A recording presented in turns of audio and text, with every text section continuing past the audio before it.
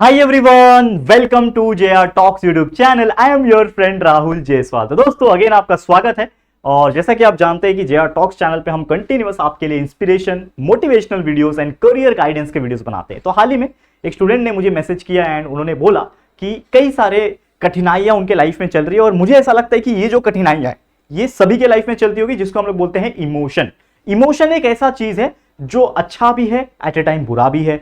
Emotion एक ऐसा चीज है जो आपको स्ट्रांग भी बनाता है, वो आपको कमजोर भी बनाता है। तो एज ए स्टूडेंट, अगर आप एक स्टूडेंट हो, 10th तक के स्टूडेंट हो, 12th तक के स्टूडेंट हो, या फिर ग्रेजुएशन कर रहे हो और आपको लगता है कहीं ना कहीं यार ये जो इमोशनल चीजें हो ना आपके लाइफ में जो हो रही है, चाहे वो फैमिली हो, चाहे वो फाइनेंस हो, चाहे वो छोटी छोटी चीजें हो, तो इस चीज से अगर आपका करियर या फिर आपका जो स्टडी है वो इफेक्ट हो रहा है, तो कहीं ना कहीं ये वीडियो देखना आप लोग के लिए बहुत ज्यादा इंपॉर्टेंट होता है। तो आइए डिस्कस करते हैं इस वीडियो के अंदर। तो सबसे पहले टॉपिक क्या है हमारा, दैट इज नथिंग बट कि स्टूडेंट्स अपना जो इमोशन है उसको कैसे आप कंट्रोल कर सकते हैं और क्या क्या चीजें आपको ध्यान में रखने की जरूरत है। नंबर 1 पॉइंट क्या है? Number 1 point that is emotions जो होता है वो एक तौर पे अगर देखा जाए तो ये बहुत अच्छा भी माना जाता है और ये बुरा भी माना जाता है। अगर मैं आपसे एक बात पूछूं कि कोई आपको बोलेगा यार इमोशंस तो बुरा होता है, ठीक है ना, अच्छा तो मैं बोलता हूं लेकिन इमोशंस जो है बुरा होता है, अगर आपको कोई ये बोलता है तो आप उसको सवाल का जवाब क्या दोगे? तो मुझे एक सवाल आपसे ही पूछना है और मैं इसका जो जवाब है आप लोग से कमेंट सेक्शन में चाहता हूं कि अगर देखो ये इमोशन बुरा होता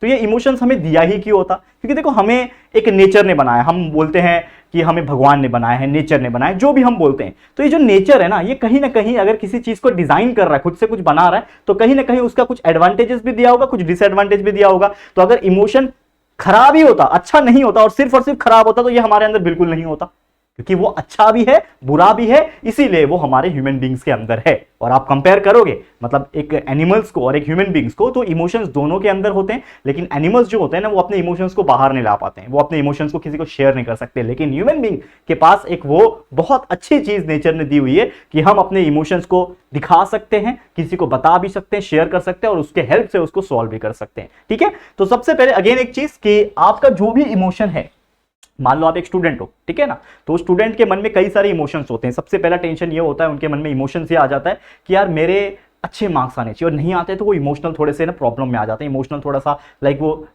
डिप्रेशन, एंजाइटी बोल लो या फिर कुछ ऐसा स्ट्रेस में आ जाते हो।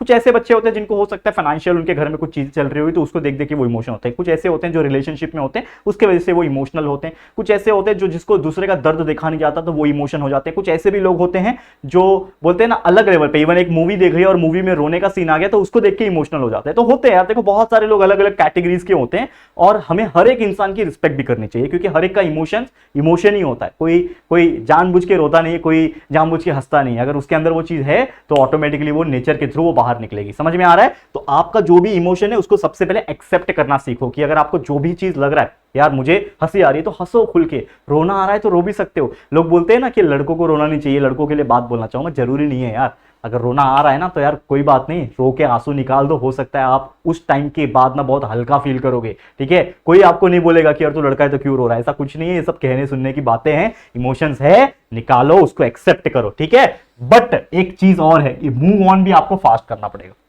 जैसे खासकर रिलेशनशिप में होता है कि ना एक ब्रेकअप वगैरह हो गया, दिन भर बैठ के, साल भर बैठ के, लाइक 2-2 साल 3-3 साल बैठ जाते हैं लोग और एकदम इमोशनल डिप्रेशन एंड ऑल समझ में आ जाता है। तो वो सब चीज़ नहीं करनी है, आपको अपने लाइफ में मूव ऑन करना है। सबसे पहले मैं आपको एक चीज़ कई बार बता चुका हूँ कि लाइफ बहुत बड़ी होती है।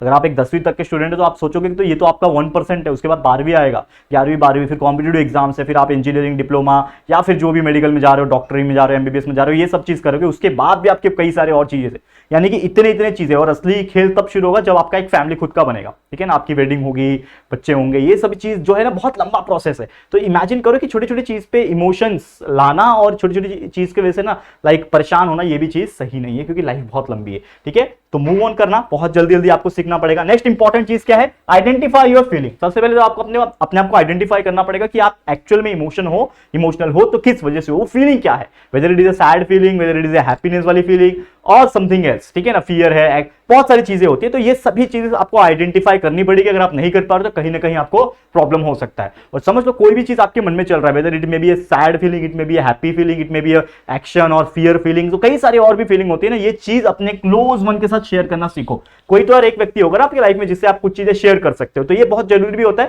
बिकॉज बहुत सारी चीज अगर हमारे अंदर ही अंदर चलती रहेगी तो हो सकता है इंसान अंदर ही अंदर जो है वो प्रॉब्लम में आ जाए, डिप्रेशन में चले जाए। तो ये चीज ना हो, दैट्स वाई हमेशा एक दोस्त या फिर कोई एक ऐसा चीज आप ऐसा बना के रखो जिससे आप चीजें शेयर कर सको, जिससे आपके मन के अंदर जो भी चीज रहेगा वो सामने वाले के अंदर निकल सके। तो ये आप कर सकते हो।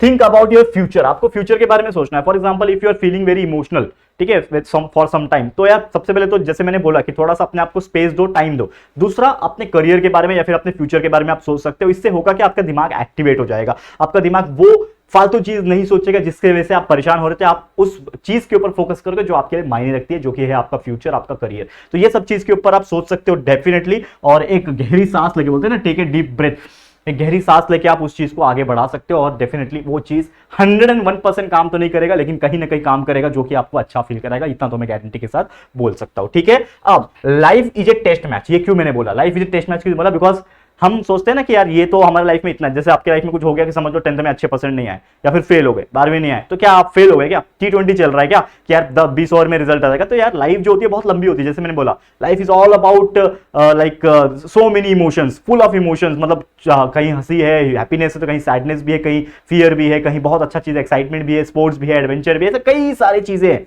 ठीक है ना। बोरिंग डेज भी होते हैं।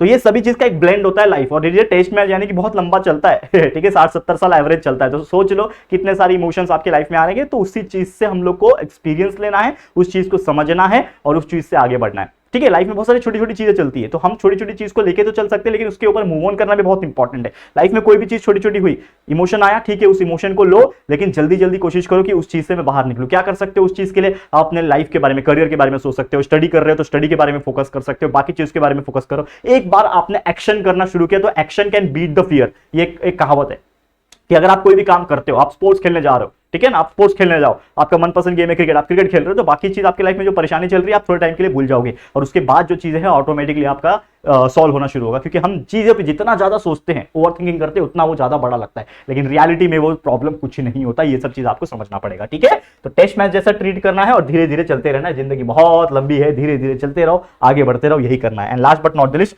Give yourself some space. आपको स्पेस देना है अपने आप को, ताकि आप आइडेंटिफाई कर सको कि एक्चुअल में जो प्रॉब्लम है उसका रूट कॉज क्या है, रीजन क्या है, उस चीज को समझना। एंड साथ ही में कीप योरसेल्फ बिजी। जैसे मैंने बोला कि आप अपने आप को जितना ज्यादा बिजी रखोगे उतना आपके लिए बेटर होगा, और आने वाले समय में आप बहुत ज्यादा बेटर फील करोगे भी। तो ये सब चीज आपके लिए बहुत ज्यादा हेल्पफुल रहेगा। समझ में आ गया? तो ये कुछ थे मेरी तरफ से पॉइंट्स, ठीक है, जो मुझे लगे शायद हो सकता है कुछ बच्चे ऐसे हों जिनके माइंड में ये सब चीज चल रहा होगा। तो एक मेरी तरफ से मोटिवेशन कह सकते हो, मोटिवेशनल वीडियो एक तरीके से कह सकते हो। लेकिन देखो मेरा जो एक्सपीरियंस है उसके हिसाब से मैंने बताया, लेकिन लाइफ और भी बहुत बड़ी है। मेरे लाइफ में भी बहुत सारी चीजें बाकी है, आपकी लाइफ में बहुत सारी चीज बाकी है। तो लेकिन वही है कि जिंदगी में जो भी हो रहा है उसको एज ए एक्सपीरियंस लो, और एज ए उसके बेस पे हम लोग एक बोल सकते हैं ना, उसके ऊपर एक्सपीरियंस लेके उसके आगे हम लोग काम कर सकते हैं। तो यही सब चीज आपको भी करना है, ठीक है। तो मेरी तरफ से ऑल द वेरी बेस्ट। कुछ भी तकलीफ है, प्रॉब्लम है, let me know in the comment section, comment कर सकते हो या फिर इंस्टाग्राम पे डायरेक्टली मेंशन कर सकते हो या फिर मुझे मैसेज कर सकते हो, ठीक है। समझ में आ गया? तो आज के लिए इतना ही। ये वीडियो आपको कैसा लगा है दोस्तों, प्लीज हमें कमेंट करके जरूर से बता देना। वीडियो पसंद आया है, अच्छा लगा है तो प्लीज वीडियो को लाइक कर देना, शेयर करना अपने दोस्तों के साथ, और अगर फर्स्ट टाइम आए चैनल तो फटाफट से हमारे चैनल को